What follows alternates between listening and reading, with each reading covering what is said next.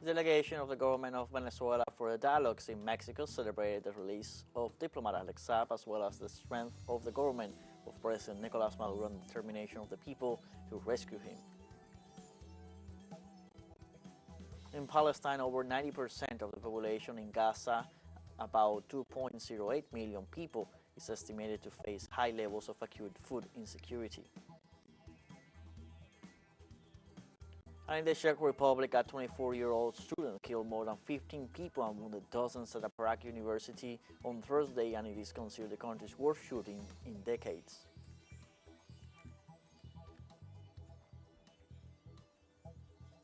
Hello, welcome to From the South. I'm Luis Alberto Matos from the teleSUR studios in Havana, Cuba. We begin with the news. The delegation of the government of Venezuela for the dialogues in Mexico celebrated the release of diplomat Alex Saab, as well as the strength of the government of President Nicolas Maduro and the determination of the people to rescue him. The coordinator of the Venezuelan government delegation for the dialogue and president of the parliament, Jorge Rodriguez, assured that sooner rather than later it has to be known who are those responsible for the crimes against humanity against the diplomat. For his part, Saab indicated that after 1,286 days of illegally holding him, they have not been able to prove a single crime, nor a single evidence against him, nor against Venezuela. In that respect, Rodriguez pointed out that Venezuela undertook an arduous, hard, and difficult negotiation for more than 2 years. He added that behind the scenes there was an immense effort for Alex Saab's defense.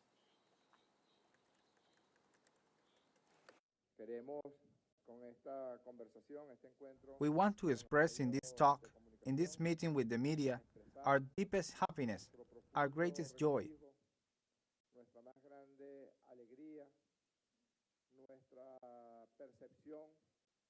Our perception that with the perseverance and strength of the government of the Bolivarian Republic of Venezuela, the strength of President Nicolas Maduro, and the determination of all Venezuelans,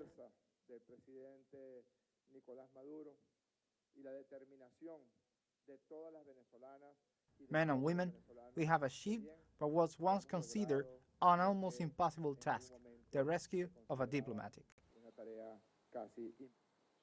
The president of the Venezuelan parliament, Jorge Rodriguez, stated that they hope to find those responsible for the crimes to which diplomat Alex Saab was subjected. We say now that sooner rather than later, the unspeakable tortures to which he was subjected, the beatings, the drowning, the inhuman treatment, the kicking out of 3 of his teeth, will be known, and it must be known who is responsible for these crimes against humanity.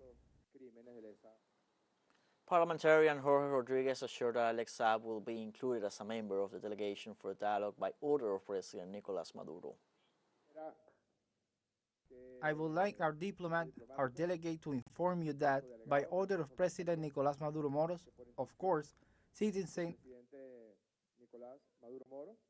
Alex Saab is included as a plenipotentiary member of the dialogue tables in Mexico, or Barbados, as it was later called,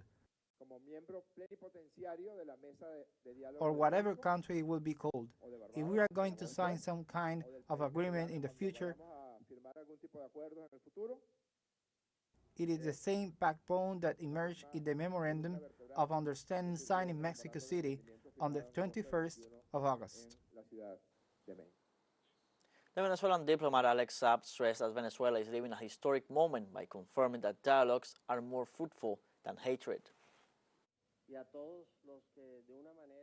To all those who in one way or another were involved in bringing me home, as Dr. Jorge commented,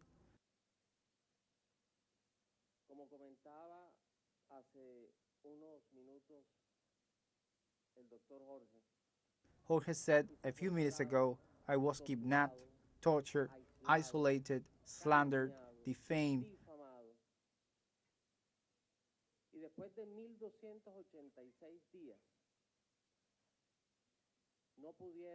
and after 1,286 days, they could not prove a single crime. They could not present a single piece of evidence.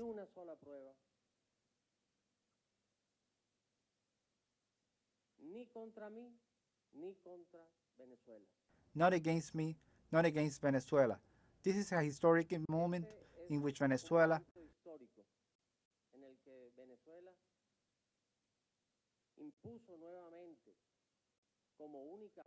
reasserts itself as the only way, with the firm conviction of President Nicolás Maduro that dialogue bears greater fruit than hatred. In Cuba, the 10th legislature of the National Assembly of the People's Power of Cuba approved objectives and goals of the economic plan for the year 2024 amidst debates on the need and opportunities for the economic revival. In the presence of the leader of the Cuban Revolution, Raúl Castro, and the President of the Republic, Miguel Díaz-Canel, the deputies debated the economic results for the year 2024, considering that they were well below expectations. The legislative body emphasized the need to revitalize the national production of goods and services to obtain economic growth. In this sense, the Prime Minister Manuel Marrero Cruz referred to the strategic need to eliminate subsidies without leaving vulnerable sectors unprotected.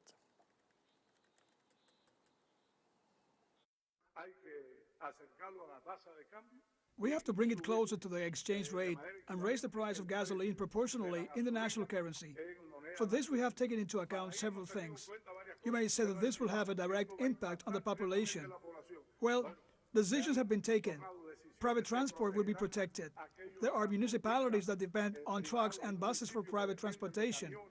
So we will not apply the new rates to them, but with the guarantee that prices will not increase. And then certain sectors of the population will be protected.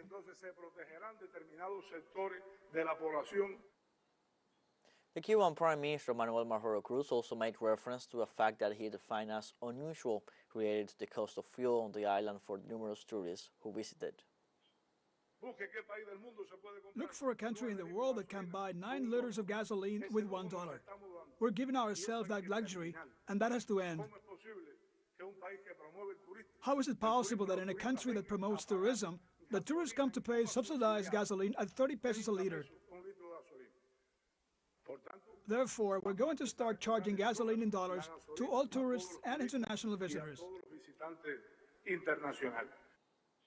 In Argentina, deputies of the Union for the Homeland Bloc and leaders of the CGT described the neoliberal measures implemented by Javier Milei as outrageous in institutional terms. This follows the announcement of the Decree of Necessity and Urgency of President Javier Milei, which seeks to deregulate the economy, revokes multiple laws, and advances with the privatization of public companies.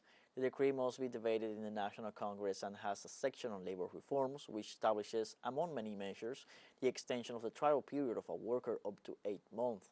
Union leaders protested against Milei's measures and stated that they will not tolerate the attack on labor rights and social security.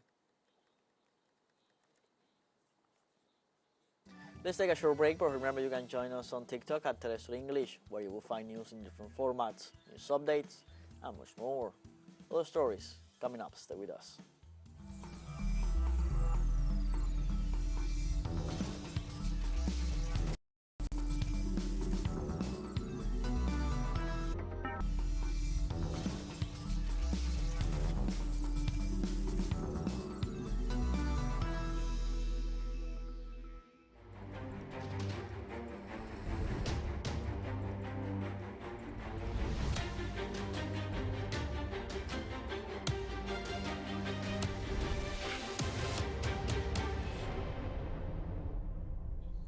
Welcome back from the south.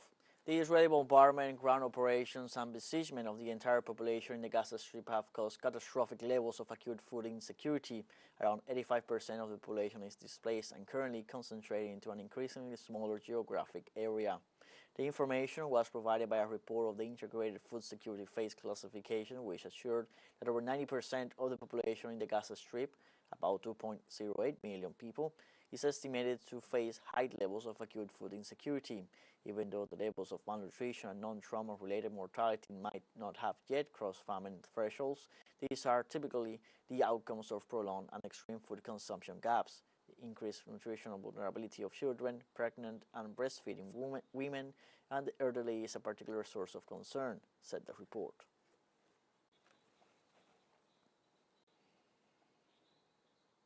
The Israeli occupation forces resumed their mass detention campaigns in the West Bank, arresting more than 4,655 Palestinians since the beginning of the occupation's aggression on October 7th. A joint press release issued by various prisoners groups said most of the detentions were concentrated in Hebron, with more than 1,000 Palestinian citizens detained. According to the document, more than 260 children have been arrested, in addition to around 160 women, including those from the 1948 occupied land. The press release added that 46 journalists have been detained, 32 remain in custody, whereas 20 of them were placed under administrative arrest. The Israeli occupation forces have so far refused to reveal any details about the number of fate of detainees from Gaza.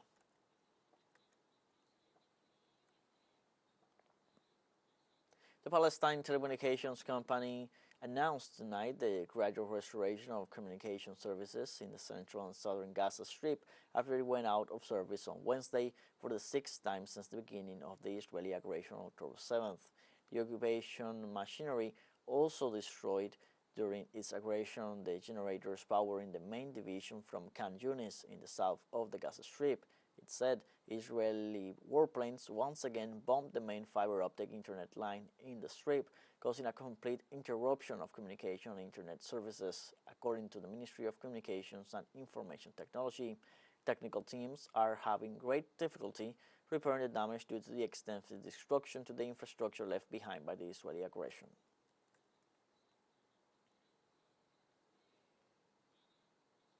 Entitled "The Food Industry is the Way to Agriculture and Economic Recovery," Damascus hosted the Syrian Economic Dialogue Forum on Thursday, December 21st, a meeting that is part of the Syrian government's efforts to overcome the economic crisis the country is suffering as a result of the war and the blockade. Let's see.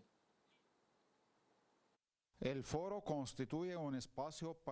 forum is a space for economic dialogue between the relevant members of the Syrian cabinet and the heads of the professional unions, presidents of chambers of commerce and industry, and economic actors in the country.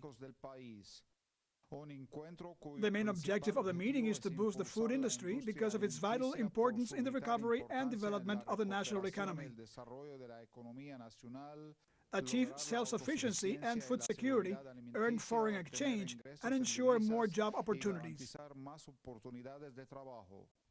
We are looking through this meeting to regulate the relationship between the industrialists and the agricultural sector in order to ensure the appropriate products for the food industry and other products that meet the demand of the local market and abroad with a high quality to improve the level of export, taking into account that export is of vital importance to the Syrian economy, especially that agricultural products currently account for more than 80% of the volume of Syrian exports. This National Economic Dialogue meeting takes place in order to exchange views and ideas to establish visions and develop work plans on which we can rely on in the next stage to solve the problems facing the Syrian national economy due to the multiple internal and external factors with negative compounding effect.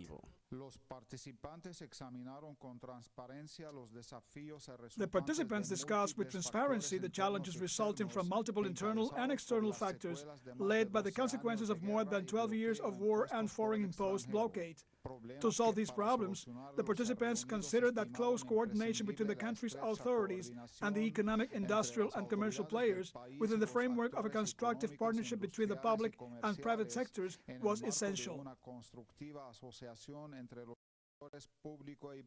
Without a doubt, the great obstacle we face lies in the blockade and the coercive measures of the West, and we are always looking for ways to evade sanctions, but this implies an additional cost to the state, to the industrialists, and to the citizens in terms of exports and imports, and this is a hard reality that we are trying to overcome, and that is why we continue working and looking for solutions through meetings like this one. We have internal problems as well as challenges imposed by foreign countries, and both affected in one way or another negatively the industrial sector and consequently the country's economy, and we hope that through dialogue we can determine the points of weakness and strength in our economy and determine the possibilities we have at hand to overcome the negative aspects. The industrial sector in Syria experienced heavy losses amounting to $60 billion as a result of the terrorist war against the nation, and 70% of the country's industrial capacity was completely destroyed. This is a damage that the country's economic, commercial, and industrial players are trying to repair with hard and planned work on the basis of the results of forums such as this one.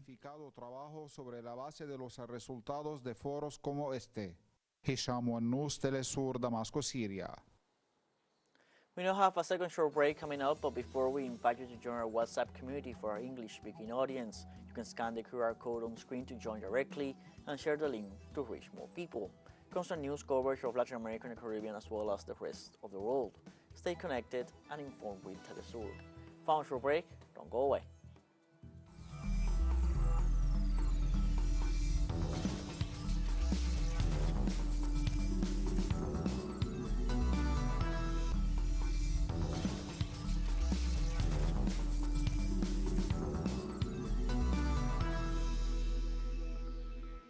Welcome back from the South. In the Czech Republic, a 24-year-old student killed more than 15 people and wounded dozens more at the Prague University on Thursday, and is considered the country's worst shooting in decades. The shooting erupted at the Charles University's Faculty of Arts, assured authorities, after confirming the attacker was eliminated. The deadly violence in the city's historic center sparked evacuations, a massive response by heavily armed police, and warnings for people to stay indoors. Emergency services reported 9 serious injuries, at least 5 mid-serious and up to 10 light injuries. Czech Interior Minister Vít Rakušan added that there was no link between the shooting and the international terrorism. He added that no other gunman has been confirmed and called on people to follow police instructions.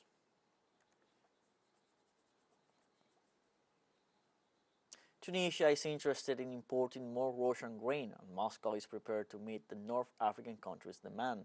The announcement was made in Tunis by Russian Foreign Minister Sergei Lavrov during a press conference on Thursday.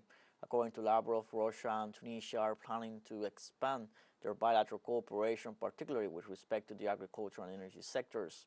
The Russian top diplomat also stated that both countries have decided to speed up the entry into force of an agreement on the peaceful use of nuclear energy. The foreign minister also announced that an intergovernmental commission on trade, economic, scientific, and technical cooperation will be held by Russia and Tunisia during the first half of 2024, where the discussion will center around the conclusion of a free trade zone agreement.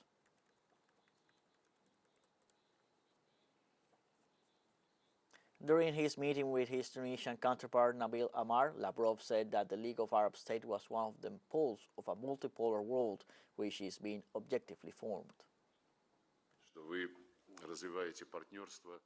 You develop partnerships with a country without compromising partnerships with other states. This also corresponds to our traditions. Russia never makes friends with someone against someone. Unfortunately, our Western colleagues have been prone to making friends in opposition to others.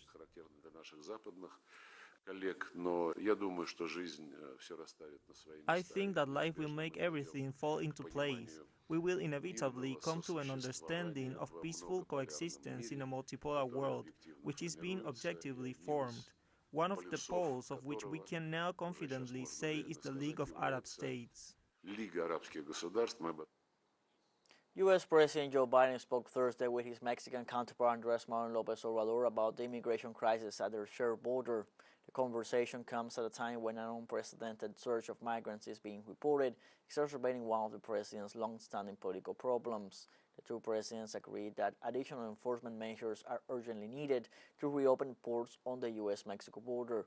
National Security Council spokesman John Kirby told reporters senior U.S. officials, including Secretary of State Antony Blinken, Homeland Security Secretary Alejandro Mayorkas, and White House Homeland Security Advisor Lee Sherwood-Randall, will travel to Mexico in the coming days to discuss further action with their counterparts.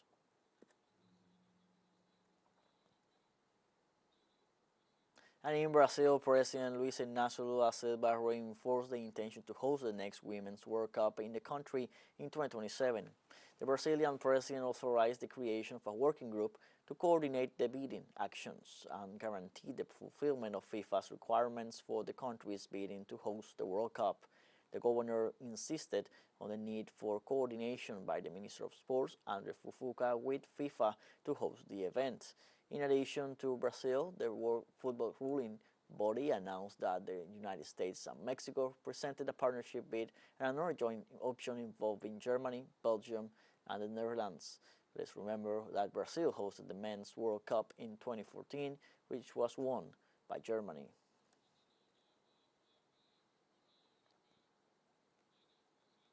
We have come to the end of this news brief. You can find these and many other stories on our website at telesurenglish.net. You also join us on our social media on Facebook, X, Instagram, Telegram, and TikTok. For TeleSUR English, I'm Luis Alberto Matos. Thank you for watching.